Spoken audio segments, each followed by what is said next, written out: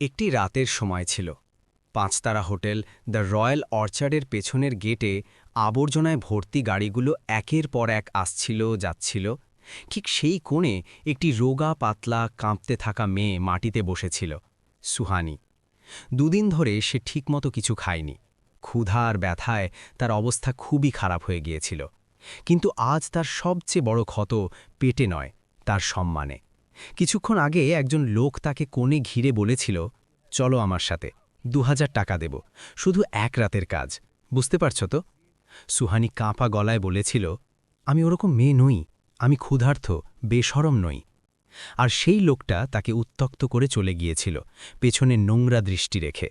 সুহানি সেখানেই বসে কাঁদছিল। ঠিক তখনই একটা লাল গাড়ি হোটেলের পেছনে এসে থামল।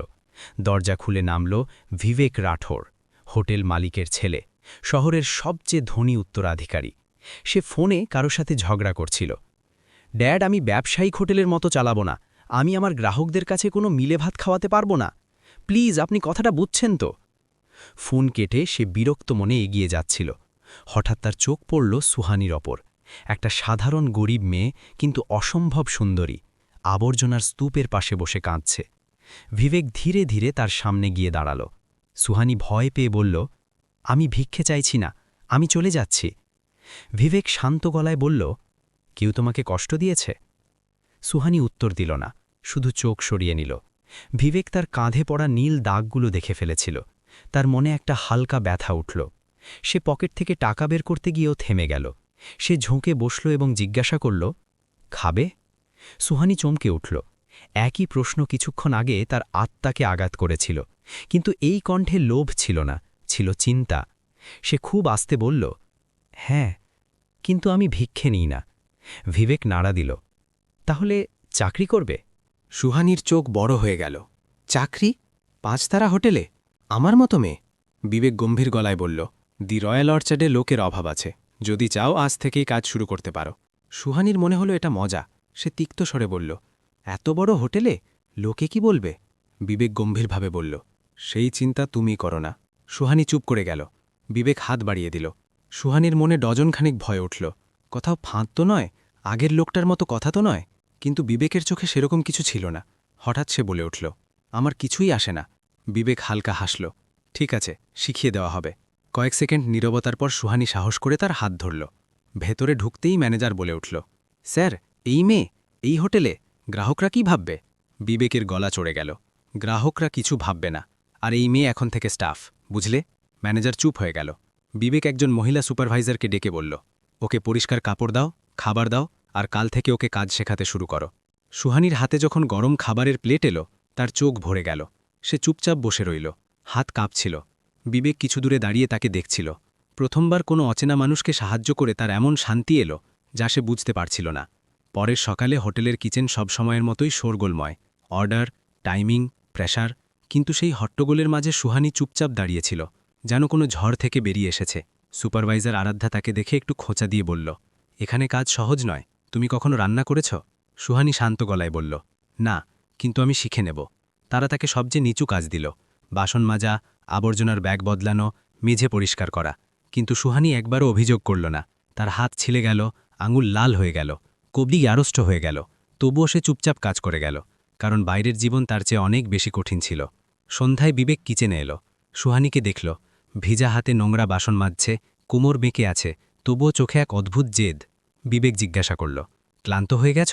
সোহানি কিছু বলার আগেই ম্যানেজার এসে বলল, স্যার, আজ ভিআইপি গেস্ট আসছে, শেফের মুড খারাপ, কাজ গণ্ডগোল হলে হোটেলের ইমেজ। বিবেক তাকে মাঝপথে থামিয়ে দিল, তুমি তোমার কাজ করো, শেফকে বলো মুড ঠিক করতে আর কাজে লেগে যেতে, আর এই মেয়েকে বিরক্ত করার চেষ্টা করো না। কিচেনে হঠাৎ হইচই পড়ে গেল। শেফ রাভি চিৎকার করছিল, ক্রিম সস পুড়ে গেছে, কোন নিকাম্মে এটা গ্যাসে ফেলে রেখেছিল। সবাই ভয় পেয়ে গেল, কেউ এগোলো না। সুহানির মনে হলো এই গলা তার আগের জীবনের গালাগালির মতো, আরেকটা অভিযোগ, আরেকটা অপমান। কিন্তু সে আস্তে বলে উঠল, যদি একটু দুধ দিয়ে ধীর আঁচে চালান আর উপরে কুচি করে ছেঁড়া চিনি ছড়িয়ে দেন, তাহলে তিতকুটে ভাব কমে যাবে। পুরো কিচেন নিস্তব্ধ। শেফ রেগে গিয়ে বলল, তুই আমাকে শেখাবি? তুই জানিসই বাকি। বিবেক সব দেখছিল। সে এগিয়ে এসে বলল, করে দেখি। শেফ অনিচ্ছু সত্ত্বেও তাই করল। কয়েক মিনিট পর সস তৈরি হলে সেই চেখে তার ভুরু উঠে গেল। বিবেক জিজ্ঞাসা করল, কেমন? শেফ অনিচ্ছুক গলায় বলল, একদম ঠিক, আগের চেয়ে ভালো। সবার চোখ সুহানির ওপর।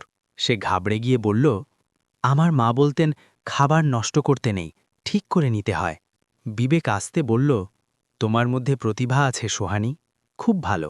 আরাধ্যার মনে প্রথমবার তার জন্য গর্ব জন্মাল, যদিও মুখে দেখালো না। রাতে কাজ শেষ হলে সুহানি লকার রুমে বসেছিল।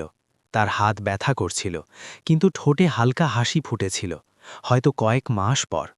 তখনই দরজা খুলে বিবেক ঢুকল, হাতে ফার্স্ট এইড বক্স। সুহানি চমকে উঠল, আপনি এখানে? বিবেক শান্ত গলায় বলল, হাত ধো, পট্টি করে দিচ্ছি। সুহানি হাত লুকিয়ে বলল, দরকার নেই সাহেব, ব্যথার অভ্যেস আছে আমার। বিবেক আস্তে বলল, যদি ব্যথা অভ্যেস হয়ে যায় তাহলে মানুষ খুশি হতে ভুলে যায়। সে জোর করল না, শুধু বক্সটা তার দিকে এগিয়ে দিয়ে বলল, নিজে করে নাও। সুহানি বক্সটা নিল। বিবেক ফিরে যাচ্ছিল। তখনই সুহানি আসতে বলল, আজ প্রথমবার কেউ আমার কথা মেনেছে, ভালো লাগল। পরের দিন সকালে সুহানি কিচেনে একটু আগে এসে পৌঁছাল। লোকজন ধীরে ধীরে আসতে লাগল, কিন্তু আজ তার দিকে অনেক বেশি নজর উঠছিল। গতকালের সস ঠিক করার ঘটনাটা সবার মধ্যে আলোচনার বিষয় হয়ে গিয়েছিল। আরাধ্যা এসেই বলল, আজ তুমি সবজি কাটার সেকশনে থাকবে, বাসন মাজার কাজ অন্য কেউ করবে। সুহানি চমকে উঠল, কিন্তু কালই তো শুরু করলাম আমি। আরাধ্যা একটু বিরক্ত হয়ে বলল, দেখো, যাদের মাথায় গুজ আছে তাদের এগিয়ে রাখতে হয়, এখন কাটো। সুহানি মাথা নিচু করে বলল, ঠিক আছে। সে সবজি কাটতে লাগল। তার হাত দ্রুত ছিল, কিন্তু মন আরও দ্রুত। শেফ রাবি দূর থেকে সব দেখছিল। গতকালের ঘটনায় তার অহংকারে আঘাত লেগেছিল, কিন্তু আজ সে সুহানির মধ্যে কিছু আলাদা অনুভব করছিল। কিছুক্ষণ পর সে কড়া গলায় বলল, এই মেয়ে, এভাবে কাটা যায় না শিমলা মরিচ, এটা 5 তারা হোটেল, রাস্তার ঠেলা নয়। সুহানি তৎক্ষণাৎ ছুরি নামিয়ে বলল, আপনি দেখিয়ে দিন, আমি ঠিক ওরকম করে নেব। রাবির মনে হয়নি যে সে তর্ক করবে। সে বলল, এসো, এভাবে।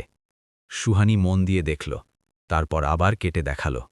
এবার শেফ অনিচ্ছা সহকারে বলল, ঠিক আছে। দুপুরে হঠাৎ হল থেকে চিৎকার ভেসে এলো, অর্ডার ক্যান্সেল করে দাও, এটা কি বানিয়েছ তোমরা?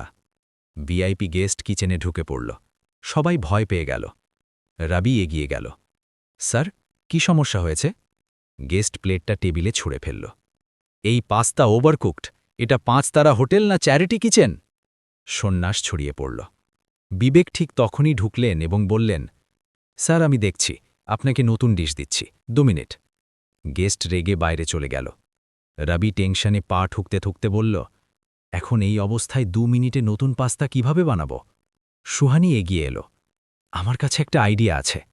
রাবি রেগে গেল, এখন এটাও বলবে যে ইটালিয়ান খাবার বানাতে জানে?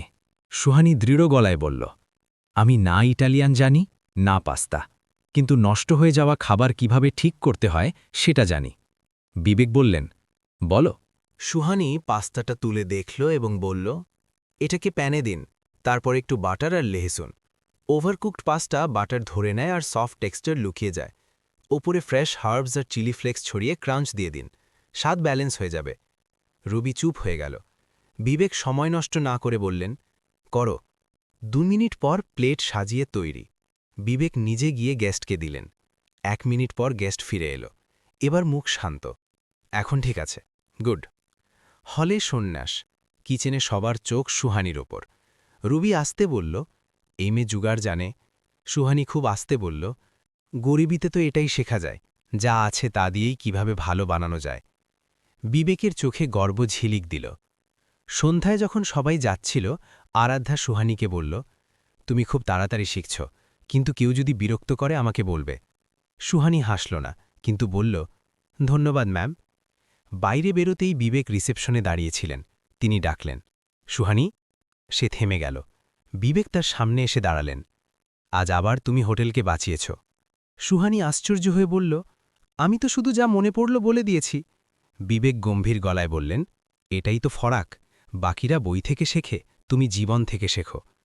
সুহানির বুক দ্রুত লাফাতে লাগল। সে কিছু বলতে পারল না। বিবেক একটা কাগজ এগিয়ে দিলেন। এটা তোমার জয়নিং ফর্ম। আজ থেকে তুমি ট্রেনিং কিচেন অ্যাসিস্ট্যান্ট, স্যালারিও শুরু। সুহানি কেঁদে উঠল। স্যালারি? আমি এতটা যোগ্য নই। বিবেক মাঝপথে বললেন, তুমি যোগ্য, এবং এর চেয়েও বেশি। কিছুক্ষণ দুজনেই চুপ। তারপর সুহানি খুব আস্তে বলল, ধন্যবাদ সাহেবজি। সুহানি এখন ট্রেনিং কিচেন অ্যাসিস্ট্যান্ট। একদিন দুজন ওয়েটার তার পেছনে ফিসফিস করছিল। শুনেছিস, বিবেক স্যার নিজে নিয়ে এসেছিল। হ্যাঁ, তাই তো এত তাড়াতাড়ি প্রমোশন পেয়ে গেল। হোটেলে সবাই বোঝে, কিভাবে যে এটা স্যারের মাথায় ঢুকিয়েছে কে জানে। সুহানি শুনল, বুকে খোঁচা লাগল, কিন্তু উত্তর দিল না, কারণ গরিবী তাকে শিখিয়েছে দুনিয়ার প্রত্যেকটা কথার জবাব দেওয়া জরুরি নয়। সেই সন্ধ্যায় হোটেলের বড় ইভেন্ট ছিল, হোটেলের বার্ষিকী। অনেক ব্যবসায়ী আর মিডিয়া আসছিল। শেফ রবি টেনশনে ছিল, চিৎকার করছিল, সব কিছু পারফেক্ট হতে হবে, একটা ভুলও চলবে না। হঠাৎ একটা টেবিল থেকে চিৎকার ভেসে এলো, এটা কি করেছেন আপনারা? এই খাবার আমাদের ডিশের সাথে ম্যাচ করছে না। একজন এক্সিকিউটিভ গেস্টের খারাপ ফিডব্যাক। রবি ঘাবড়ে গেল। স্টাফ ছোটাছুটি শুরু করল। বিবেক তৎক্ষণাৎ পৌঁছে গেলেন। কি হয়েছে? গেস্ট বলল, স্বাদ মিসম্যাচ, একদম আলাদা। রবি বড়বড় করে বলল, আমার সেকশনের ডিশ তো পারফেক্ট ছিল, এটা কিভাবে? তখনই সুহানি এগিয়ে এলো।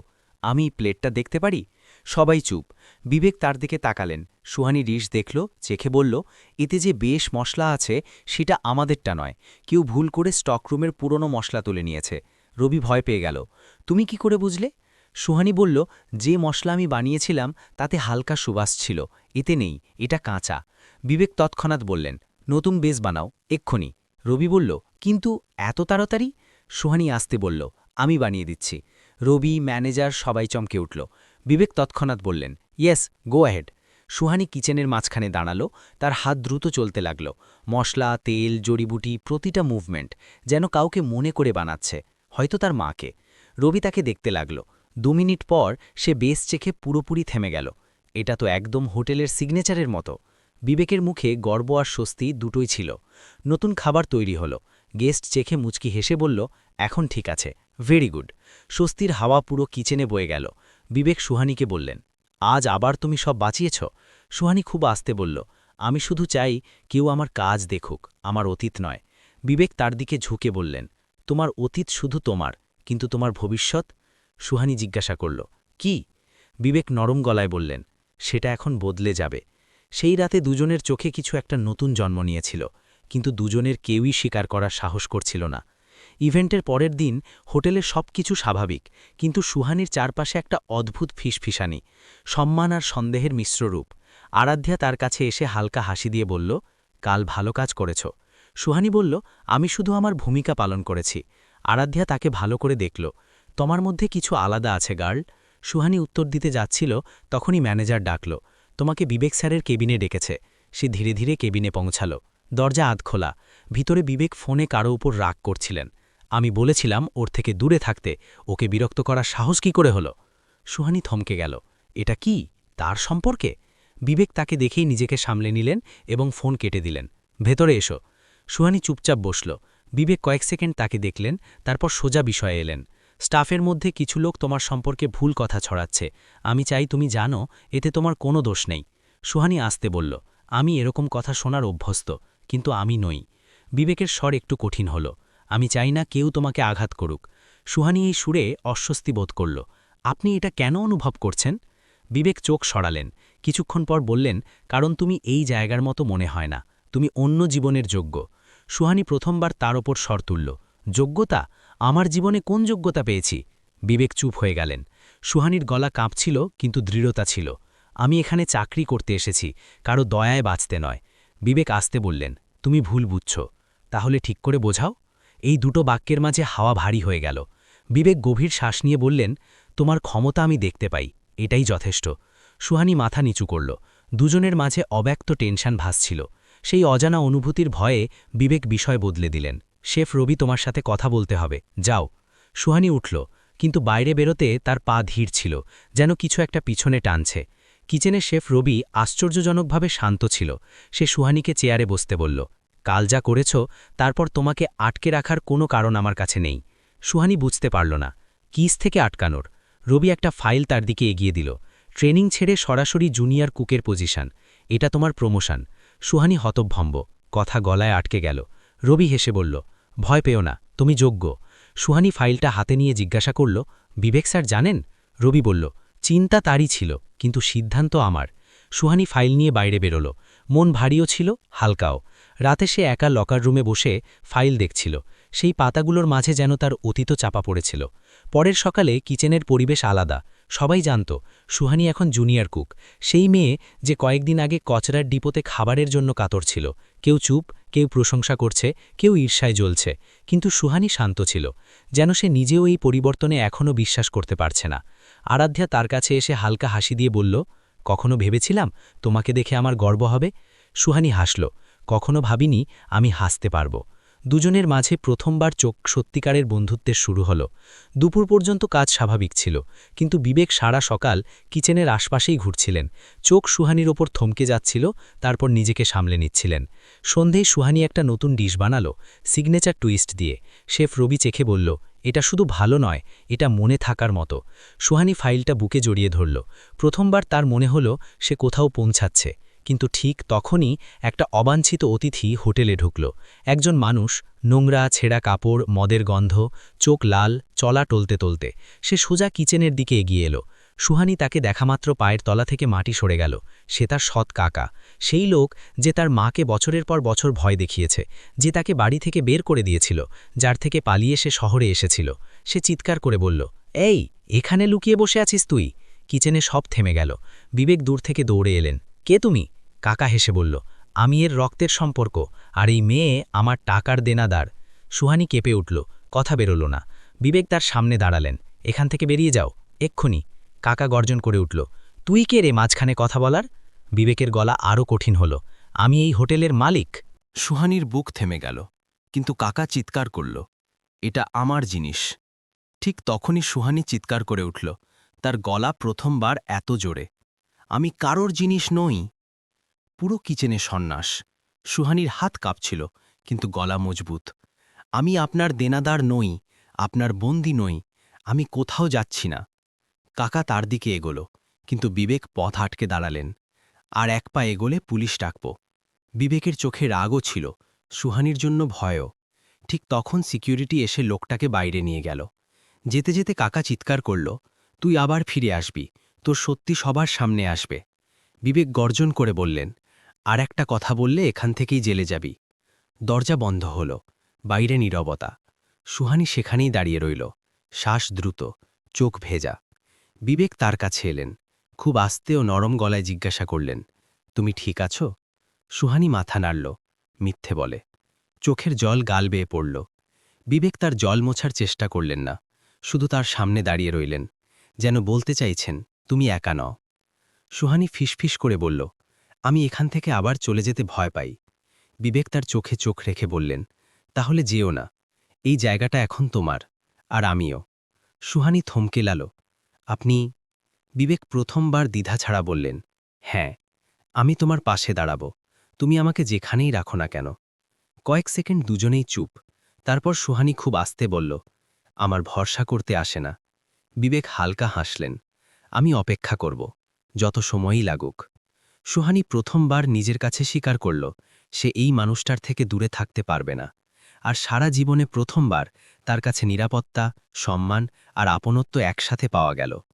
দুপা এগিয়ে সে বলল, আমি চেষ্টা করব। বিবেকের মুখে সেই হাসি ফুটল, যা তিনি কারোর জন্য বছরের পর বছর দেননি। সুহানি তার সাথে হাত মেলাল, খুব হালকাভাবে, কিন্তু সেই আঙুলের মুঠোয় পুরো ভবিষ্যৎ বদলে দেওয়ার শক্তি ছিল।